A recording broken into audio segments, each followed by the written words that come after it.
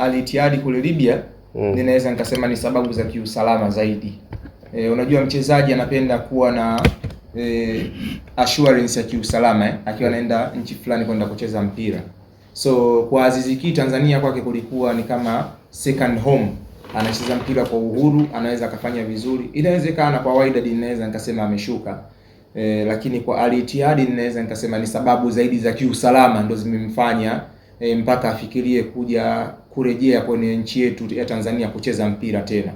Lakini ni mchezaji mzuri kusema ukweli. Na alivyokuwa Young Africans alikuwa anapata call up ya national team mara kwa mara kwa kwenda kuiwakilisha kwenye AFCON pamoja na mashindano mengine ikiwemo ya FIFA series au naweza nikasema au zile kalenda za FIFA.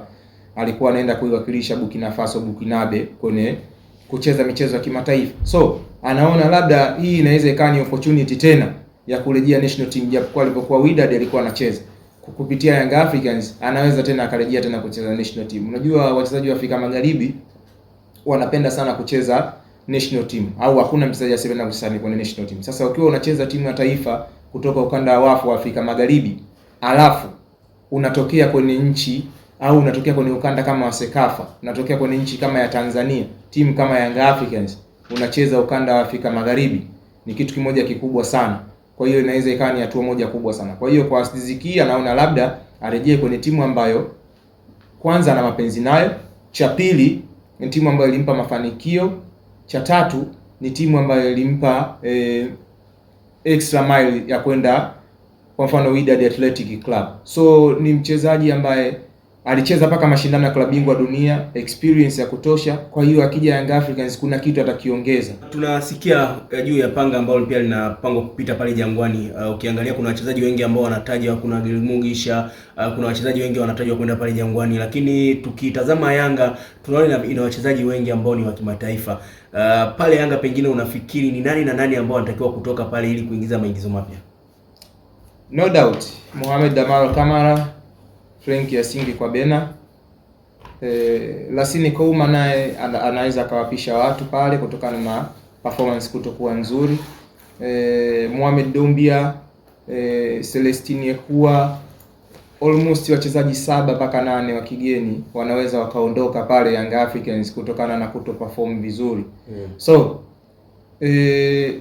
maingizo mapya yanayokuja Young Africans ni maingizo ambayo yanatajwa kuwa ni moja kati ya maingizo ya wachezaji ambao ni walio bora na madaraja ya juu kwa level ya tofauti tofauti. Nikisema daraja la juu kwa uwezo tofauti tofauti, kuna yale madaraja ambayo yanatofautiana, kwamba kuna lile daraja la juu kwa level ya kati, kuna daraja la juu kwa level ya chini, alafu kuna daraja la juu kwa ile level ya juu kabisa.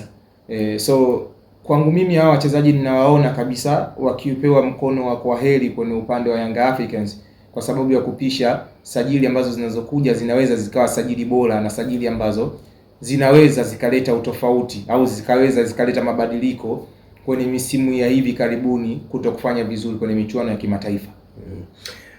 Yanga wanatajwa baadhi ya wachezaji, ametajwa Peter Shalulile ambaye no doubt kwamba ni ngumu kwenda Yanga, lakini pia kuna Gilmugisha ametajwa sana. Unafikiri Yanga wana uwezo wa kuingia bato na piramidi kumpata Gilmugisha? Kwa taarifa nilizonazo kuna uwezekano mkubwa sana wa Gilmugisha kuja Young Africans, kwa taarifa nilizonazo. Sasa tutarajie tu labda kama atafika kweli au ndio dili linaweza ikapotea hewani. Ila sababu mojawapo inayotajwa ni nguvu ya ushawishi ya Engineer Hersi pamoja na project ambayo ameorodheshewa baadhi ya bonus pamoja na vitu vingine vingi, kwamba ni nini ambacho kinahitajika, kwamba na vitu gani watamuofa Young Africans pamoja na mambo mengine mengi.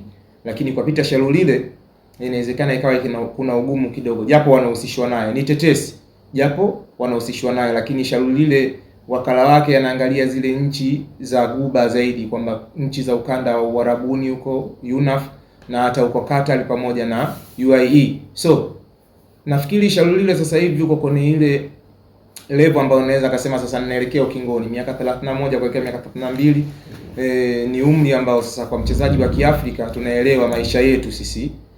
Sasa 32 hiyo usikute labda imepunguzwa miaka mingapi. Kwa hiyo anaona sasa kabisa this is the right time kupata mafao yangu, na timu kutoka ukanda za UNAF hata huko tuseme Uarabuni huko, tuseme Qatar, UAE pamoja na nchi zingine nyingi, Saudi Arabia, huwa wanatoa fedha kubwa sana kwa mchezaji, hasa akiona CV yake ambayo ameitanua kwenye ligi kama PSL na timu kama Mamelodi Sundowns, kufunga magoli mengi zaidi katika zile hatua ngumu, kushinda mataji makubwa akiwa na Mamelodi Sundowns. So inaweza ikawa na ugumu ndani yake kwa Young Africans, lakini kwa Jean Claude Gile Mugisha vitu vingi sana vimemuofa kwa sababu ya usalama, kwa sababu unatakiwa kusajiliwa Libya huko wanatoa fedha nyingi sana, lakini sababu za kiusalama ndo zinawakimbiza wachezaji wengi sana, mmoja ikiwemo hata Adamu alishawahi kwenda Libya huko, lakini hata Jonathan Soa wote tunakumbuka